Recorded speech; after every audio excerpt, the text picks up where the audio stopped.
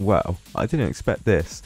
Below Natural has just posted about the fact that there is now a 50% boost in the Surf and Turf Battle Pass for this weekend.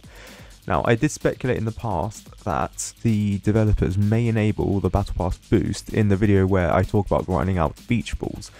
However, with that being said, I wasn't entirely convinced that the developers would actually enable the Battle Pass boost. The reason why I say this is because previously, before the 6th of August 2025, the amount of times that the developers have enabled the Battle Pass boost was quite a few times. However, this was only limited to the weekends for the Hexscape event.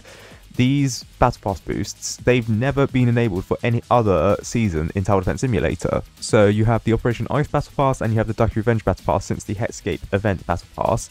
In that time, for like 16 weeks even, because you got 2 of the seasons, the Battle Pass boost had never been enabled, not even for a weekend, not even for a day, not even towards the end of the season were the Battle Pass boosts enabled. However, it seems like for this weekend only, the developers have enabled the Battle Pass boost again, this time obviously boosting the amount of beach balls that you get. Now, I would have to think that maybe Below Natural is looking into actually enabling the Battle Pass boost for more weekends than just this one. Now, that means I'll probably get 15 beach balls per wave in intermediate mode, because it does it on a per wave basis, per game mode really. Now, if you compare this to intermediate beach ball drop rates before the Battle Pass boost, it was 10 previously, and now it's 15. So yeah, it is 50%.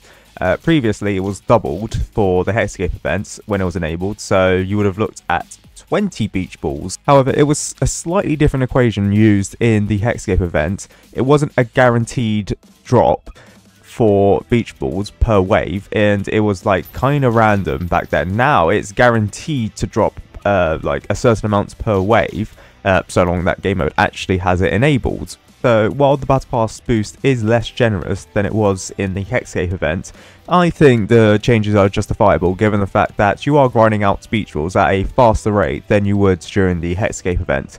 With that being said though, there is no event map that you can take advantage of which has increased drop rates for the beach balls. You are only looking at about 19 or 20 beach balls per wave in Fallen mode. 20 beach balls per wave though in Fallen mode isn't that too bad. I'd say that's actually a quick amount given the fact that Fallen mode matches actually don't take that long anymore. However, with that being said, since I already have 27,000 beach balls, this update has no effect on me whatsoever, given you can't go over 27,080 beach balls. Really, this update is only for those who haven't completed the Battle Pass, and given the fact that PvP mode exists and you don't actually get beach balls in PvP mode, it's actually a surprising amount of people who've not really progressed that much in the Battle Pass, given the fact that this is like the 4th iteration of a premium Battle Pass and the 3rd iteration of beach balls per wave, and the 1st iteration where there is no event map to boost your odds of getting any beach balls. Quite frankly, a lot of people are really tired of grinding out a Battle Pass, hence why not a lot of players have actually grinded out a Battle Pass, for now at least. And they probably have taken their time with it, given the fact that today is right now summer holidays, at least for the United Kingdom, and probably for America for at least 2 weeks. So actually, that's probably why Below Natural has enabled the summer Battle Pass, or sorry, the Battle Pass boost. Everyone's out of school, so there's a lot more players probably playing Tower Defense Simulator, but additionally of PvP mode, where they don't give you any beach balls, so people are drastically behind the amount of beach balls that they should have really gotten by this point. Now, do be aware that the Battle Pass boost, it doesn't apply to rewards at the end of your game. So, for example, it doesn't boost the amount of coins that you get per wave. It doesn't also boost the amount of EXP that you get per wave.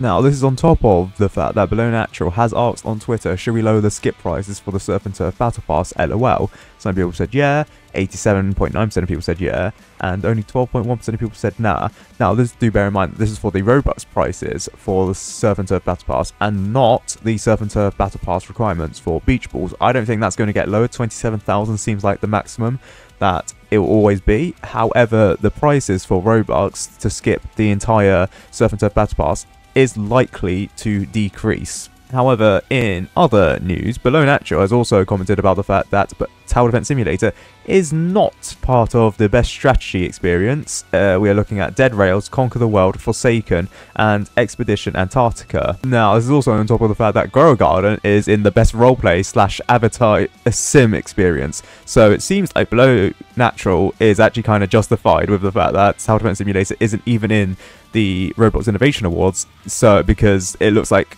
Roblox are just placing games into random categories for some reason. I don't know. People were saying that Grow a Garden may have appeared in Best Strategy Experience.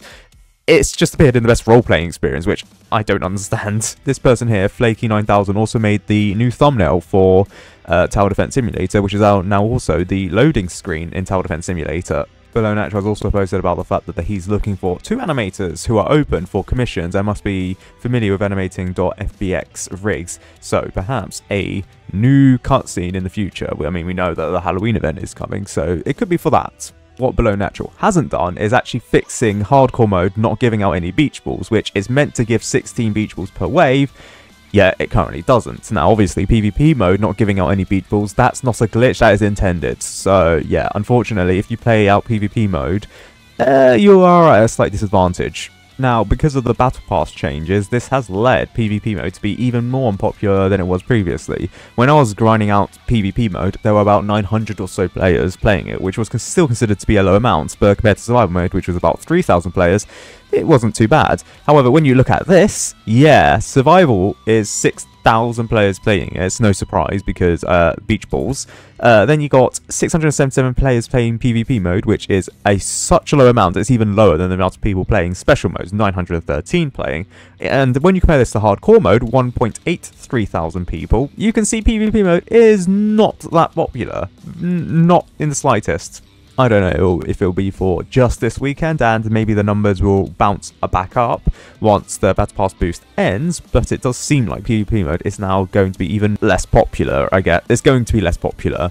Additionally, the developers, they have probably seen my video about the fact that you couldn't gift out the Archer, and have now made it so you can gift out the Archer. Yes, for 649 Robux, you can gift the Archer Tower, similar to buying it for yourself, except obviously giving out to other players. Again, I don't know why this wasn't out upon release. I can only assume the developers probably forgot about this, but it has now been enabled, and I would have to assume that if the developers are going to gift the Archer out as a Game Pass for a week, it's going to be the same for the gifting thing. But that being said, the developers always are late to take things off sale, especially for gifting stuff, so, you know, maybe add like another week or so to that. Now, in the past, I talked about the Archer's level 5 appearance being a little bit glitched or a little bit goofy. That's actually not the case. The Archer is actually meant to have this appearance of an Expo. I just think it's really weird, and a lot of people also agree that having this appearance is really weird, although those are the same type of people who think that the Archer's appearance at all levels looks pretty weird. I mean, I can kind of see where they're going from, given the fact that the Archer has kind of a unique appearance, but, yeah, fair enough. Oh, and apparently there was an issue previously where the Archer didn't attack any enemies, where this has now obviously been fixed with the rework. Also, in my video where I talk about bomb arrows, they say that it only has a max hits of 1. That's actually for the arrow only, and not the explosion. So the Archer's arrow, it can hit an enemy, one enemy only. It can't penetrate through more than one enemy, but its explosion does deal damage to multiple enemies. Additionally, the developers have made the Archer's arrows perfectly accurate. It means that the Archer can no longer miss any of its shots.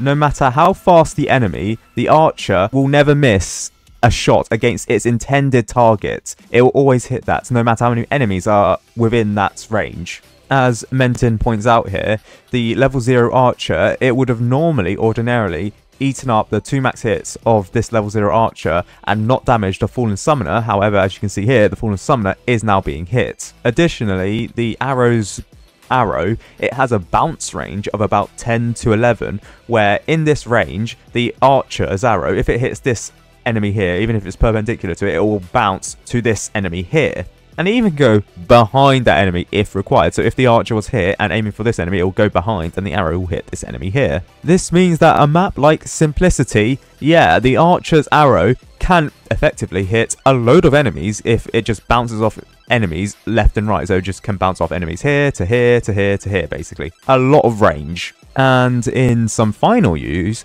the Militant has been moved from the intermediate towers to the starter towers. Very clearly, the developers thought that the intermediate towers amount of towers in there was stacked, especially with the addition of the new Assassin Tower, and the Militant has been demoted from intermediate to starter. Although, if you ask me, I think Freezer should also be moved back to starter. In addition to this, the Militant Tower, it's had its coin cost reduced from 650 coins to 500 coins. And a lot of players have said that actually this makes the Militant Tower quite a good tower for starters, given the fact that actually the Militant is quite good. It's a lot better than the Soldier that it's basically a direct upgrade of. Whether or not the Militant will get some stat changes, I don't know. From what the looks of things, it doesn't look like it's got any stat changes apart from in PvP mode, but PvP mode, that's a whole rabbit hole which I still haven't covered yet.